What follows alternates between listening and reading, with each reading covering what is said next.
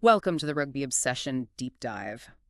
If you want rugby analysis that gets straight to the point, make sure you subscribe to Rugby Obsession. Today, we're diving into the Women's Six Nations, specifically that, well, unbelievable England versus France Grand Slam decider, and also the bigger picture question, how competitive is the tournament, really?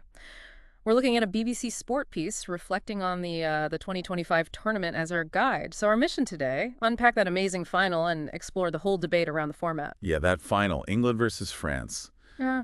Wow, what a place to start. 43-42 at Twickenham. Yeah, You just can't write a better script, can you? A truly thrilling spectacle. absolutely not. And England getting that fourth Grand Slam in a row, seventh title back-to-back. It's just, well, remarkable consistency. It really is. And it's striking, isn't it? That's the fourth year running it's been England and France playing for the Grand Slam on the final weekend. Yeah, that's a pattern, all right? And interestingly, 3 of those last 4 deciders decided by just 1 score. So it tells you at the very, very top, it's incredibly tight, exciting finales. Definitely exciting at the top. But that leads us to the central question, doesn't it? Exactly. Is it maybe time for a rethink? A change to the format to, boost competitiveness beyond just those top 2? Because, let's face it, no one else has won it since Ireland. And that was, what, a decade ago now? A whole decade, yeah. If you're finding this interesting, by the way, and want more deep dives like this, do hit subscribe for Rugby Obsession. Now, that change they made in 2022, shuffling the fixtures to guarantee England-France was the last game, that definitely worked for drama. Kept the Grand Slam interest alive right to the end. True.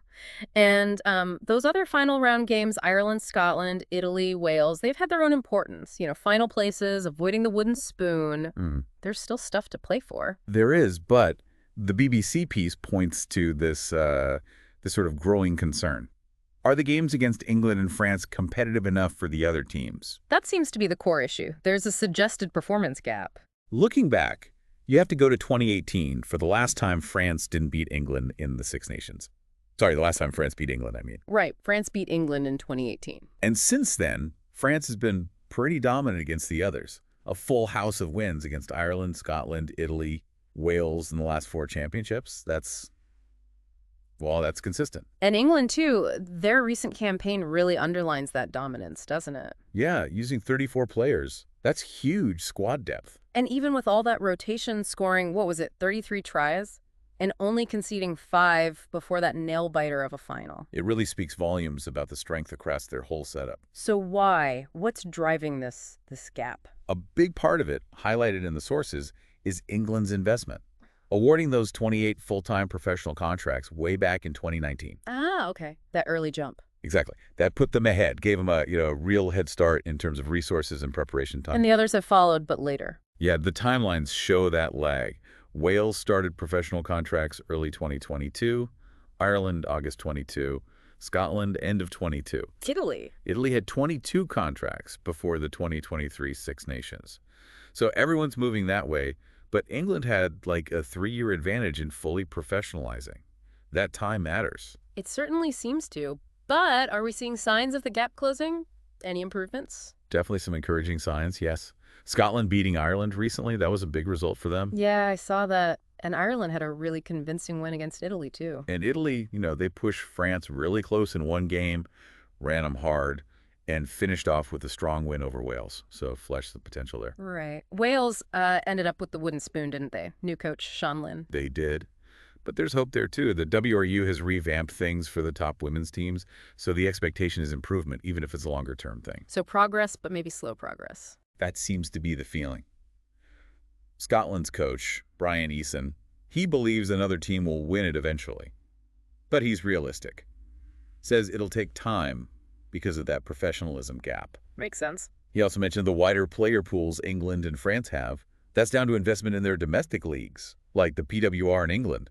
It just feeds the national setup. Right. More pros domestically means stronger national squads. Eason put it quite well, I thought. He said, the gap will get closer, but it will be a little bit longer than everybody expects in terms of professionalism. Okay, so given all that, the talk about changing the format makes more sense. What are the ideas being floated?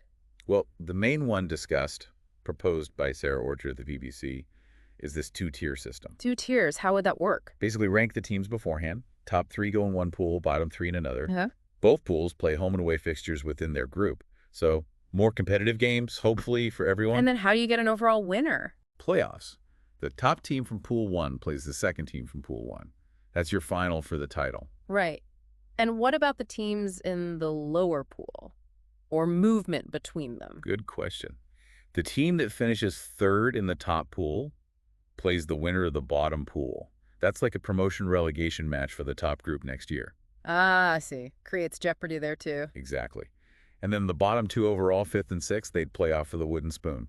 And the idea is to stage all these playoffs together. Yeah, big triple-header finals day, rotating the host nation each year, make it a real event.